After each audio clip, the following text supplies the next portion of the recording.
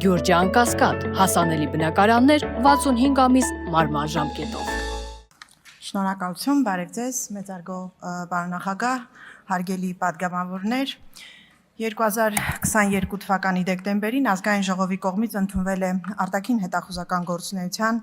եւ արտաքին հետախուզության ծառայության մասին օրենքը, դրանից հետո 2023 թվականին հիմնադրվել է ծառայությունը։ 23 թվականից ազգային ժողովի կողմից ընդունված օրենքը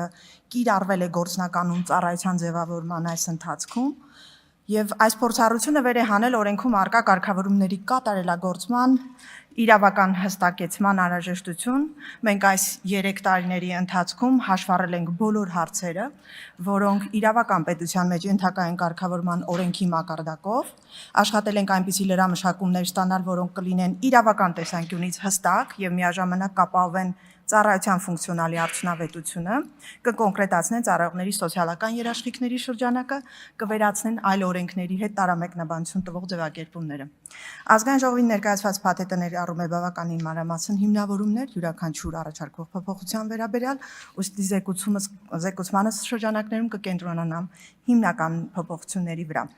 Այսպես, օրենքում կարգավորված չեն ծառայության ծառայողին ավելի բարձր, հավասար կամ ավելի ցածր պաշտոնի նշանակելու կամ փոխադրելու հարաբերությունները, ի տարբերություն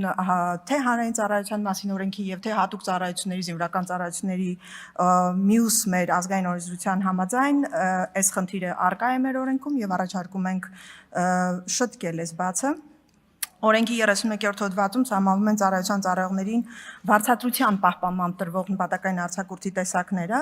Հարգելի գործընկերներ, ազգային ժողովի կողմից 2020 թվականից ի վեր ընդունվել է աշխատանքային օրենսդրության փոփոխություններ, մեր օրենսգրքում նախատեսված է այսպես կոչված հայրության արձակուրդը։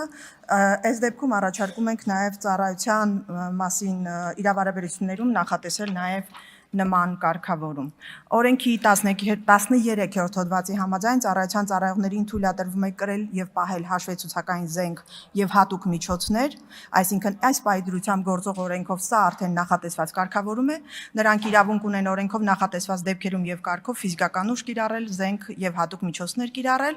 Սրա հետ մեկտեղ ինչ ենք մենք առաջարկում ենք իրավական հիմք նախատեսել զենքի եւ հատուկ միջոցների կրման կարգը սահմանելու համար, ինչպես նաև լուծել այն հարցը, որ կարգավորված չէ, թե որ դեպքերում կամ ինչ կարգով ծառայողը հնարավորություն է ունենալու կամ իրավունք է ունենալու կիրառել զենքը եւ հատուկ միջոցները։ Նախագծով առաջարկում է կատարել համապատասխան լրացում եւ լուծել այս հարցը։ Կադրերի ռեզերվի հետ կապված կարգավորումներն են հաջորդը, օրենքի 21-րդ հոդվածում թվարկված կադրերի ռեզերվում գրանցվելու հիմքերը որոշակիորեն տարբերվում են օրենքի 37-րդ հոդվածում ծառայության պաշտոնից ազատվելու համար նախատեսված հիմքերից, առաջարկում ենք սա շտկել, ինչպես նաև այս առումով առաջարկում ենք շտկել կադրերի ռեզերվում փաստացի գտնվելու ժամանակահատվածին համապատասխան ստաժը հաշվարկելու հետ կապված հարաբերությունները։ Օրենքի 33-րդ հոդվածը նախատեսում է երկարամյա ծառայության, ինչպես ծառայողական պարտականությունները եւ սահմանված կարգով տրված հանձնարարականներն ու առաջադրանքները գերազանց կատարելու համար ծառայության ծառայողների նկատմամբ կիրառվող խրախուսանքի տեսակները եւ մեր վերլուծությունը հանրային ծառայության այլ տեսակների, ինչպես նաեւ զինվորական ծառայության հետ համադրմամբ ցույց է տալիս, որ խրախուսման տեսակներից այն տեսակ է հանդիսանում նաեւ կարգապահական տուժ ժամկետից շուտ հանելը, ինչը նախատեսված չէ մեր դեպքում եւ առաջարկում ենք նաեւ այս համահարթությունը, համաչափ մոտեցումը կիրառել նաև օրենքով։ Առաջարկում է ծառայության պետի եւ տեղակալի պաշտոնում, որոնք այս պայծրությամբ գիտեք հանրային ծառայության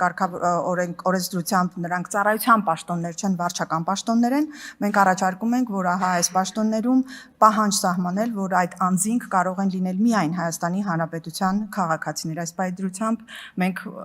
իրավական հնարավորություն ունենք նաև երկքաղաքացիների համար նշանակվելու այս պաշտոնում։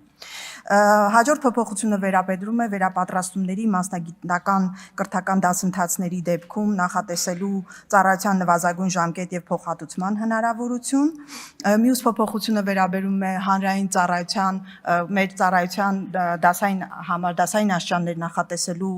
հետ կապված հարաբերություններին։ Ըստ էության մյուս փաթեթի մեծ փոփոխությունները վերաբերում են սոցիալական երաշխիքներին եւ վերջում նշեմ, որ օպերատիվ հետախուզական գործունեության մասին օրենքի իմաստով մենք